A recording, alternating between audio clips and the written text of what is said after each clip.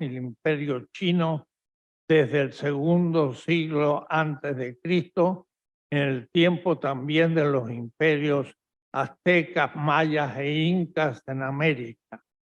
Todo este total no es todavía modernidad y no hay todavía colonia.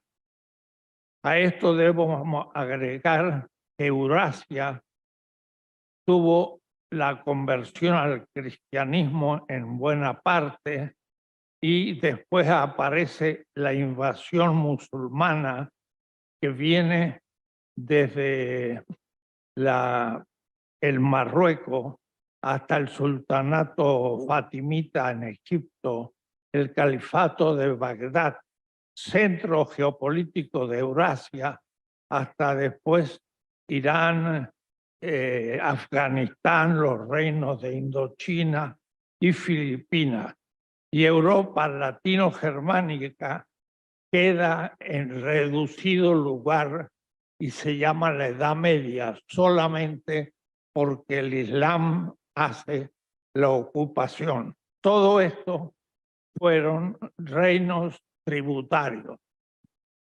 Segundo, la colonización tiene origen en la modernidad desde 1492. Es el momento en que se utilizan los océanos para sitiar a los grandes imperios territoriales, que es la ocupación desde Europa de lejanos lugares gracias a un pequeño navío llamado la Carabela, descubierto en 1441, que permite andar contra el viento y contra las corrientes, y entonces realmente constituir un mundo universal. Y es el lugar del momento del capitalismo, ya que hay la originaria concentración de capital. De Bolivia solo en las minas de Potosí salieron 20.000 toneladas de plata en el siglo XVI, que es lo que da a Europa la acumulación originaria del capitalismo.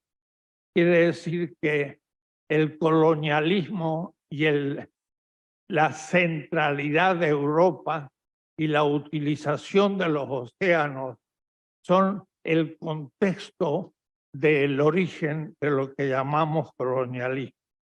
Las etapas son la conquista y colonización hispánica de la América nuclear, que ocupa todo el continente americano, colindando en el norte con Alaska, que ya el zar de Rusia había ocupado.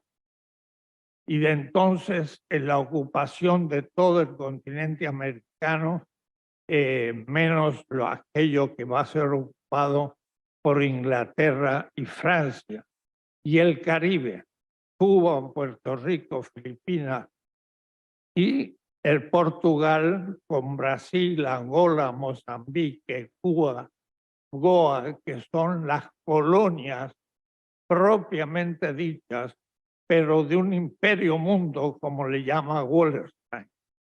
Viene después, segunda etapa, la colonización de Holanda, Dutch, y que esta ocupa más o menos de 1620 hasta 1688, y aparece el World System, el sistema mundial, en la denominación de Wallerstein.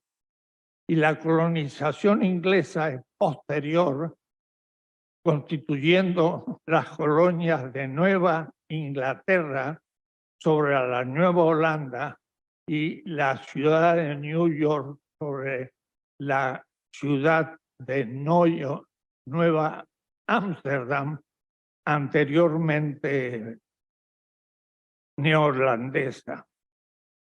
La colonización francesa, que con Napoleón ocupa primero el Egipto, pero después Algeria y buena parte del África, la colonización dinamarquesa en el Caribe con Groenlandia, los belgas con el Congreso de Berlín en 1890, se organiza en Europa la distribución de la ocupación de todo el África.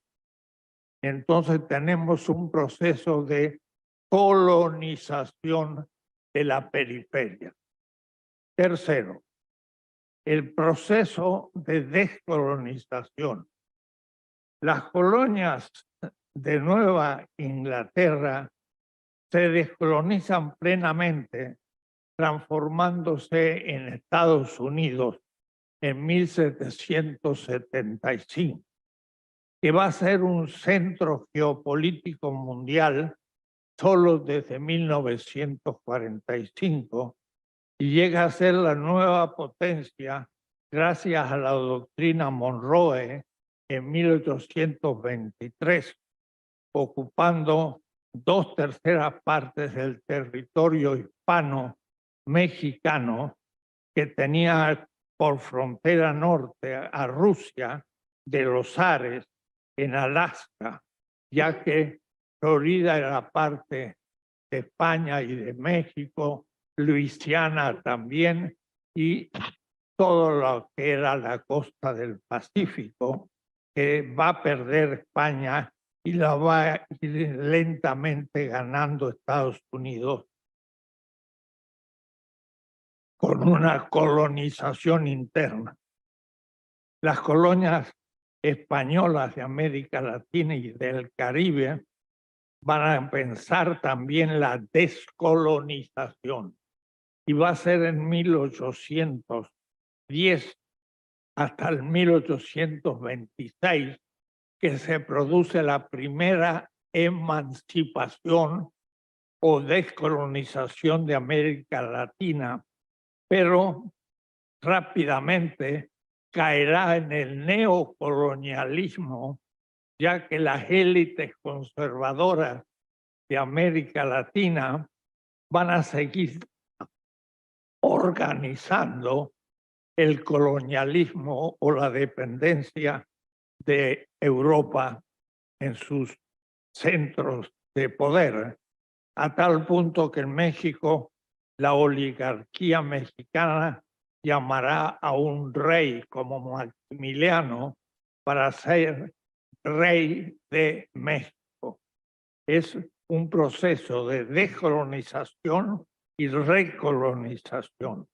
El Brasil se descoloniza con Pedro I y definitivamente desde la República de 1888.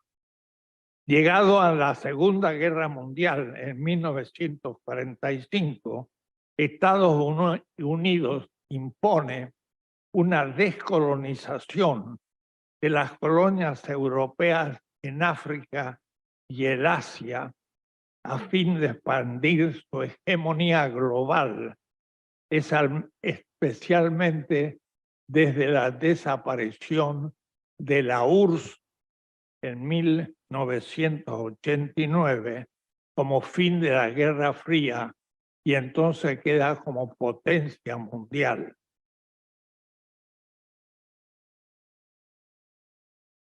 Cuarto tema, hacia un mundo sin colonialismo, de la igualdad del bien común mundial transmoderno.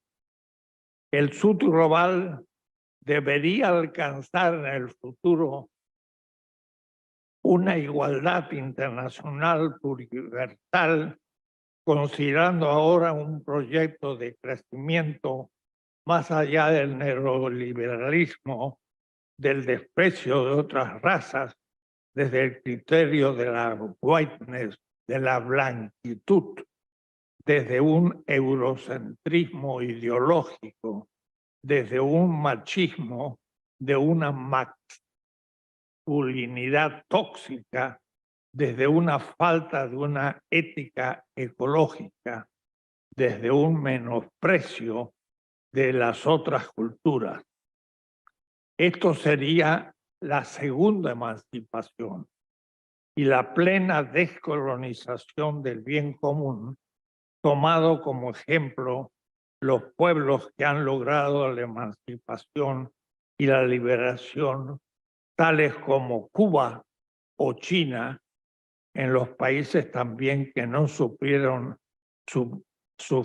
el colonialismo, como Tailandia. Se constituirían así un mundo global policéntrico, transmoderno, sin colonia. Eso sería el proyecto actual de más allá del colonialismo y el fin de la descolonización. Pero todo esto está en proceso por los últimos acontecimientos, donde Rusia y China hacen un pacto muy fuerte que vuelven a hacer contrapeso a Estados Unidos, pero también surge en el BRICS la India y Brasil, que supone entonces un mundo futuro sin colonización y igualdad de los países. Este es el ideal, diría yo, ético y humanístico, un mundo sin más colonias y con una perspectiva ética de justicia de unas Naciones Unidas sin vetos y realmente democráticos. Entonces he puesto rápidamente, demasiado rápidamente, el tema. Primero, los grandes imperios anteriores al colonialismo, el momento de constitución de colonias que también ya no eran dependientes del colonialismo europeo y el proceso de la descolonización a medias, porque se vuelve muchas veces al neocolonialismo y que habrá que saber superar. Debemos definir muchas cosas. ¿Qué es colonialismo? ¿Qué es descolonización? ¿Qué significa la posibilidad de un mundo igualitario, de justicia, que realmente tenga el bien común de la humanidad, de estados que cada uno tenga derechos de autonomía y soberanía a partir de sus pueblos y que no dependa de imperios que se impongan desde fuera? Esto es un poco el esquema que he resumido y que he escrito también en un texto inglés, pero no veo si se ha repartido el texto para entender todo lo que yo he dicho y entonces poder entender la historia de la colonización, descolonización, neocolonialismo y superación de todo esto hacia una igualdad del bien común próximo futuro.